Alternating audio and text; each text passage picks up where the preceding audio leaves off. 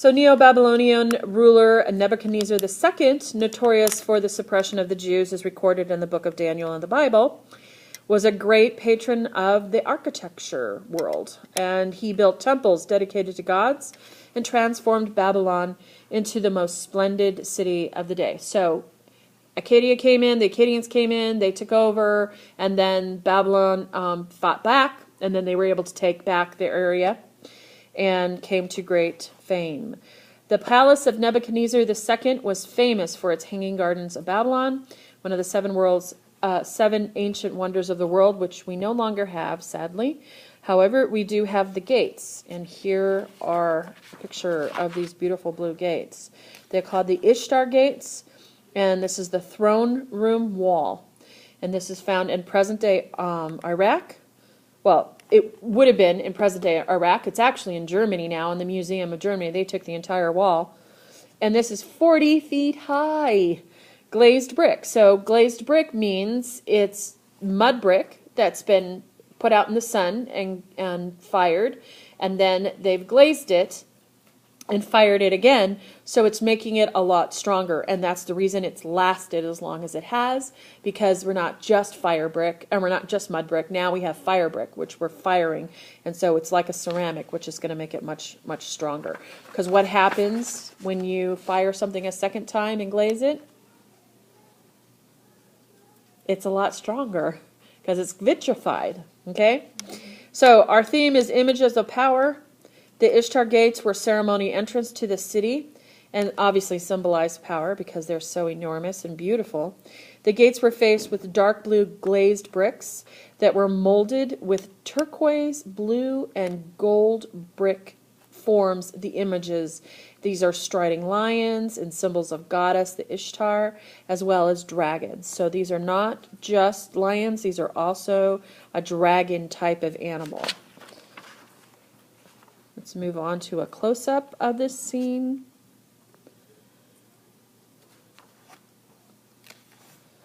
Here's another, so you can see it ran the entire perimeter, these lions and dragons.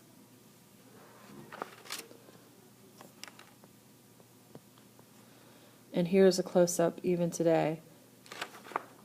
So what are we looking at? What years? Is this 575 BCE?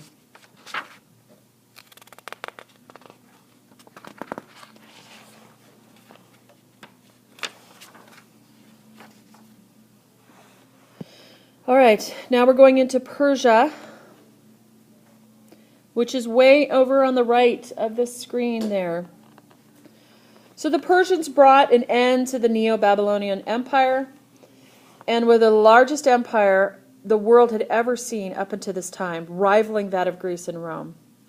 As the first greatest empire in history, it needed an appropriate capital as the grand stage to impress people at home and abroad. And the Persians erected monumental architecture, huge audience halls, and grand ceremonies that glorified its country and its rulers. Their architecture is characterized by columns topped with bulls, and they're two bulls, so one's facing one way, one's facing the other, and they're holding up a wooden roof, even though the roofs don't survive today, because what happens with wood over time? Wood. It rots. Right. The rulers of this new empire trace their ancestry to the semi-legendary Persian king named Archimedes, and consequently they are now known as the Achaemenids. Let's going on to what their palaces would have looked like, which would have been really quite beautiful. And this is Persepolis, and this is 520 to 465 BCE. This is all made of limestone, and this is modern-day Iran. Under King Darius, they built huge palaces, such as Persepolis, as a visible symbol of his authority. So what was our theme? Did we have? Oh, we haven't gotten there yet. The Persians remained dominant in this area until Alexander the Great toppled them in 331 BC. Thus moving Greek culture with one of them that has slowly developed in the land between the two rivers of Mesopotamia. So they had held their own until the Greeks came and Alexander toppled them.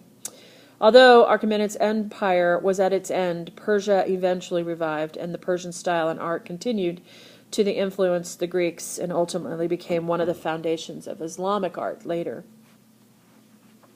So a picture of Persepolis today in ruins. Again, our theme is images of power. And again, we're 520, 465 BCE, a limestone. Again, modern day Iran. The most important source of our knowledge of the Persian building is the Palace of Persepolis, which is what this is, built by Darius and Xerxes. So that's Darius and Xerxes. So you're going to need to know those are the architects. So situated on a high plateau east of the Mesopotamian River, this was a heavily fortified palace and overlooked the sunset when it set. It is one of the best preserved and most impressive ancient cities in the Near East. Darius imported materials, workers, and artists from all over his empire, which was quite vast, so he could bring in quite a few. They didn't have the type of woods and stones and things that they needed to build this, so they had to import all of this. He even ordered workers to make Egypt and transport that to the capital city. So he had them making stuff in Egypt and had it transported all the way to Persia. The result was this new multicultural style of art and combined many traditions. So Persian art, Mesopotamian, it had Egyptian culture in there, and as well as Greece. So it was quite multicultural in its style and combinations. Moving to another close-up picture. You can see it's in ruins today and destroyed by Alexander the Great when they came in. It was set on a 40-foot high platform, so it was raised up really high. Like Egyptian and Greek cities, it was laid out in a rectangular grid, and you can see that by going back. You can see how rectangular the grid is. Unlike other Mesopotamian palaces, Persepolis building was loosely grouped and separated from each other by street and irregular open spaces. So let's just kind of go back. So it says, unlike the other Mesopotamian palaces. Well, we didn't really get to see Mesopotamian palaces except the picture of the citadel, which was really boxy. And this, it's saying, had these little open spaces. And you can see those people are really tiny. So this is really quite large. The audience hall was a large combined hall containing 36 columns, 60 feet high, that held thousands of people and was used for the king's reception. So moving on to one of the actual columns. So the roof would have been held up by long timbers. They wouldn't have just used these columns to hold up the roof. They would have had long, so you can see the wood in between there, in between where the bull's heads are. That's a timber that they would have had all the way along the cross to hold up the roof. The columns were bell-shaped at a base, so you can see these little bell, the shape kind of goes in, and an inverted lotus blossom. So a lotus was a plant that was very common in that area. And the columns at the very top, the capitals at the top of the columns were either bulls or lions.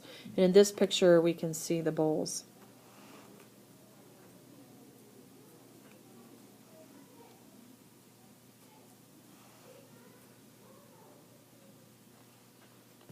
Moving on. Just another picture. You can see the base of these columns, how big they are.